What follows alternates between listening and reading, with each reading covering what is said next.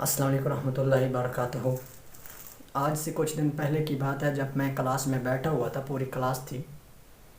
ایک ہمارے سر ہیں، سر مظفر صاحب، انہوں نے ایک بہت اچھی بات بتائی۔ ویسے ہر استاد اچھی بات بتاتا ہے، لیکن جو انہوں نے بات بتائی ان کی بات میں دم تھا، پوائنٹ تھا۔ وہ کہتے ہیں کہ آپ اپنے دوستوں کی عزت کی وجہ سے پہچانے جاتے ہیں۔ انہوں نے ایک مثال بتائی کہ اگر آپ ایک گلاب کا پودا جو ہوتا ہے نا، اس سے دور جا کے کچھ دور جا کے نا ایک گہرا کھودیں، پھر اس کی مٹی نکالیں، پھر اس مٹی کو سونگھیں تو بتائے گی وہ مٹی کہ میرے نزدیک کوئی خوشبودار پودا ہے۔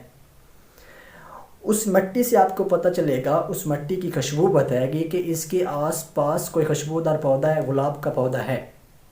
یعنی اس مٹی میں وہ پاور تھی جو وہ بتا رہی ہے کہ میرے پاس کوئی پھولدار پودا ہے جس کی خوشبو اس مٹی سے آ رہی ہے۔ اور دوسری بات، جسے ہم اک کہتے ہیں، ایک پودا ہوتا ہے جسے پنجابی میں اکڑا کہتے ہیں، اردو میں اک کہا جاتا ہے، بعض لوگ اسے مدار بھی کہتے ہیں۔ اگر اسی سے تھوڑے فاصلے پر آپ اس کے تھوڑے فاصلے پر گہرا کھودیں، وہاں کی مٹی نکال کے سونگھیں تو آپ کو بدبو آئے گی اس مٹی سے۔ یعنی وہ مٹی بتا رہی ہے کہ میرے نزدیک کوئی بدبودار پودا ہے۔ یعنی اس بات کا مقصد یہ تھا کہ آپ کے دوست آپ کی غیر موجودگی میں آپ دوستوں کو مقام کیا دیتے ہیں، ان کے کیا بتا رہے ہیں کہ میرا یہ کتنا دوست ہے، لوگوں میں بیٹھ کے ان کی عزت کتنی کر رہے ہیں، ان کی غیر موجودگی میں کیا کہہ رہے ہیں کہ یہ میرا دوست ہے یا نہیں ہے۔ جب ایک مٹی بتا رہی ہے کہ میرے نزدیک کوئی خوشبودار یا بدبودار پودا ہے، آپ اپنے حالات اور اپنے دوستوں میں بتا رہے ہیں کہ میں کن کے ساتھ اچھے تعلقات رکھتا ہوں، کن کے ساتھ میرے اچھے تعلقات ہیں، کون میرا دوست ہے۔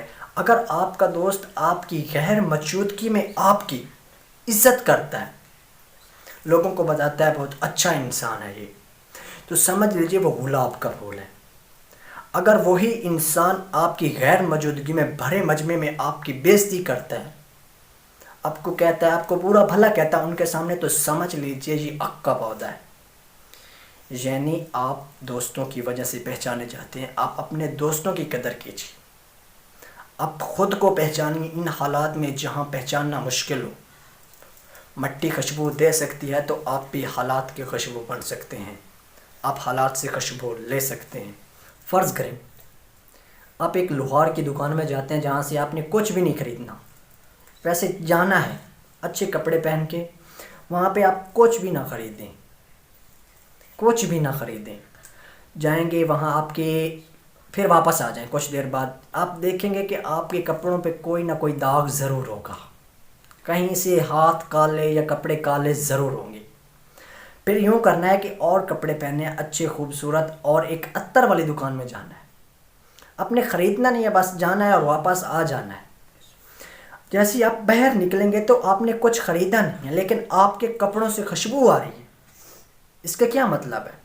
آپ لوہار کی بھی دکان میں گئے تھے، وہاں کپڑے جلا کے آئے تھے، ہاتھ کالے کر کے آئے تھے، لیکن جیسے عطر والے کی دکان میں گئے تو وہاں سے آپ نے کچھ بھی نہیں خریدا، لیکن آپ کے کپڑوں سے خوشبو آ رہی ہے۔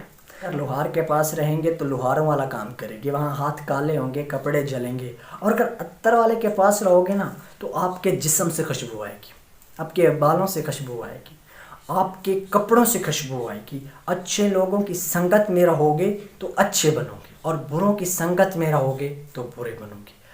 آپ پہ ڈیپینڈ کرتا ہے کہ آپ کن لوگوں میں شامل ہیں۔ اچھے لوگوں میں شامل ہو کے خود کو اچھا بنانا چاہتے ہو، یا برے لوگوں میں شامل ہو کے اپنا نام بوڑھنا چاہتے ہو۔